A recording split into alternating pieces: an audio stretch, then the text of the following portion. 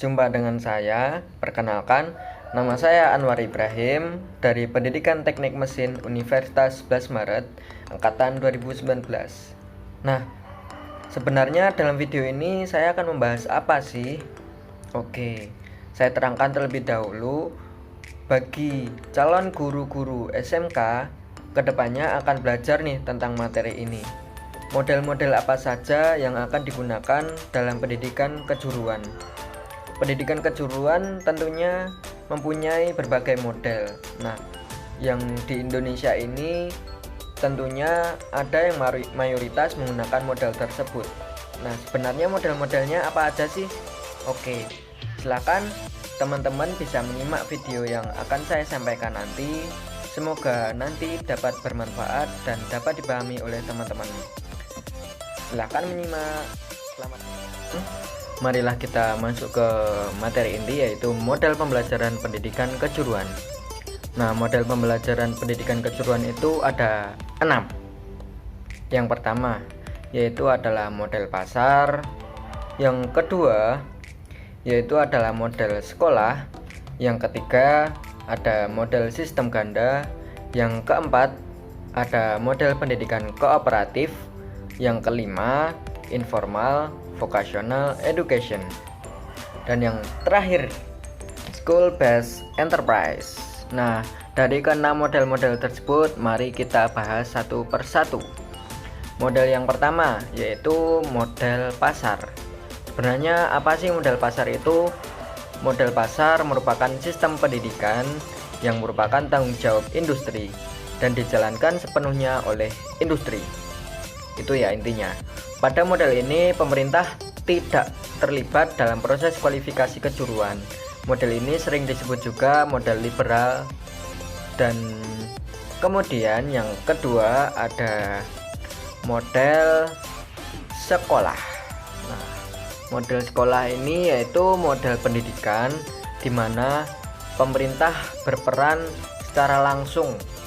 Semuanya berperan dalam pelaksanaan pendidikan kejuruan, di mana sepenuhnya dilaksanakan di sekolah. Mengapa? Dengan asumsi bahwa segala hal yang terjadi di tempat kerja dapat diajarkan di sekolah. Akan tetapi dari model sekolah ini ada kekurangan nih teman-teman. Kekurangannya apa saja? Yang pertama ada boros atau tidak efisien. Yang kedua kurang mampu menjaga relevansi antara SMK dengan dunia kerja. Kemudian kurang mutakhir dan konservatif. Model selanjutnya ada model sistem ganda. Nah, ini model sistem ganda. Sebenarnya model sistem ganda itu cuman perpaduan, yaitu perpaduan antara model pasar dan model sekolah. Dari model sistem ganda ini terdapat tujuan-tujuannya. Tujuan pertama itu menghasilkan tenaga kerja yang memiliki keahlian profesional. Kedua, meningkatkan dan memperkokoh keterkaitan dan kesepadanan atau kecocokan.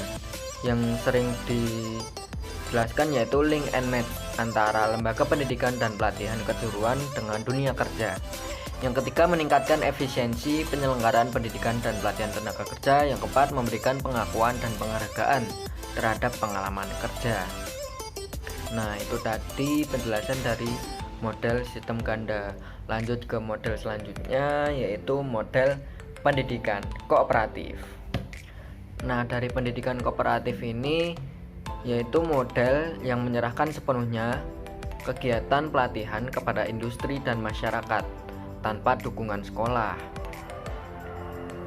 Nah, dari model pendidikan kooperatif ini ada perbedaan dengan pendidikan sistem ganda. Sistem ganda itu sistem pendidikan dan pelatihan yang diselenggarakan di dua tempat, yaitu di sekolah dan industri. Sedangkan model pendidikan kooperatif itu sistem pelatihan di industri, sedangkan basis pendidikannya tetap di sekolah. Nah, dari pendidikan kooperatif ini ada dua macam sebenarnya. Macam yang pertama yaitu namanya School and Enterprise. Apa sih School and Enterprise? Yaitu pendidikan kejuruan yang merupakan tanggung jawab bersama antara sekolah dan industri. Macam yang kedua yaitu training center and enterprise. Apa sih training center and enterprise? Yaitu seperti magang, juga disebut praktek kerja industri. Nah, kemudian ada model pembelajaran pendidikan kejuruan yang selanjutnya. Apalagi nih? Nah, yaitu ada informal vocational education. Informal vocational education ini merupakan sistem yang lahir dengan sendirinya atas inisiatif pribadi atau kelompok untuk memenuhi keterampilan yang tidak dapat dipenuhi di pendidikan formal. Jadi model ini ketika di pendidikan formal itu nggak ada, model ini dapat digunakan. Kemudian model yang terakhir adalah school based enterprise. Model ini pada dasarnya adalah mengembangkan dunia usaha di sekolahnya. Jadi di sekolahnya itu dikembangkan untuk usaha. Maksudnya adalah selain untuk menambahkan penghasilan sekolahnya, juga untuk menambah pengalaman. Udah menyaksikan videonya kan? Asik bukan? Jelas? Jelas lah pastinya. Oke, dari model-model pembelajaran pendidikan kejuruan yang saya terangkan tadi ada 6. Yang pertama model pasar, yang kedua model sekolah, yang ketiga model sistem ganda, yang keempat model pendidikan kooperatif, yang kelima informal vocational education, serta yang terakhir adalah school based enterprise.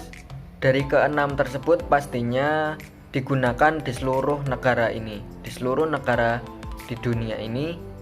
Akan tetapi di Indonesia lebih mayoritas menggunakan model sistem ganda. Mengapa? Karena model sistem ganda lebih cocok digunakan oleh murid-murid SMK serta cocok untuk negara Indonesia karena masih berkembang ini.